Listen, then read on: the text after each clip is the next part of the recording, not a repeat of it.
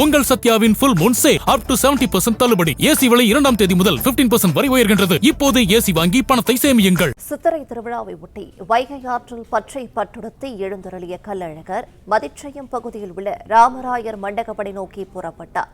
விவரங்களை செய்தியாளர் ராஜ்குமார் வழங்கிட கேட்கலாம். ராஜ்குமார், மேலும் விவரங்கள். மதுரை கள்ளழகர் சித்திரை திருவிழாவில் கள்ளழகர் வைகை ஆற்றில் எழுந்தருளினார். பல்லாயிரக்கணக்கான பக்தர்களும் தரிசனம் செய்தனர். இதைத் தொடர்ந்து கள்ளழகரை குளிர்விக்கக்கூடிய தீர்த்தவாரி நிகழ்வானது மதிச்சியம் பகுதியில வெகு விமர்சையாக நடைபெற்று வருகிறது. இந்த நிகழ்ச்சியிலும் ஆயிரக்கணக்கான பக்தர்கள் பங்கேற்று வருகிறார்கள்.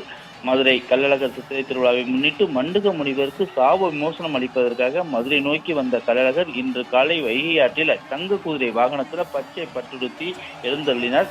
லட்சக்கணக்கான பக்தர்களும் தரிசனம் செய்தனர். இதனையடுத்து ஆழ்வார்புரம் பகுதியில் உள்ள மதுரை வைகை வடகரை பகுதியில் உள்ள அந்த மண்டகப்படியில ராமராயர் ஒவ்வொரு மண்டகப்படியாக எழுந்தள்ளினார். இதைத் தொடர்ந்து இந்த மதிச்சியம் பகுதியில் உள்ள ராமராயர் மண்டகப்படிக்கு தங்க குதிரை வாகனத்துல எழுந்தறிய கள்ளழகர் மீது இங்கு கூடியிருந்த திரளான அந்த பக்தர்கள் தங்களது நேர்த்திக்கடனாக, அதாவது தோப்புரை பைகளை பயன்படுத்தி தண்ணீர் பீச்சடித்தனர். முன்னதாக கள்ளழகர் முன்பாக வரும் கள்ளழகர் கோவிலுடைய விசிறிகளும் பக்தர்கள் தண்ணீர் பீச்சடித்ததுமாக உற்சாகமாக வரவேற்பு அளித்தனர். தீர்த்தவாரியின் போது கோவிந்தா கோவிந்தா என்ற பக்தி கோஷத்தின் அந்த விண்ணை அதிர கோஷங்கள் முழங்க அவர்கள் தண்ணீர் பீச்சடித்தபடியே அந்த நிகழ்வை நம்ம காண முடிந்தது. உங்கள் சத்யாவின் full moon sale up to 70% தள்ளுபடி. ஏசி விலை 2ஆம் தேதி முதல் 15% வரை உயர்கின்றது. இப்போது ஏசி வாங்கி பணத்தை சேமியுங்கள்.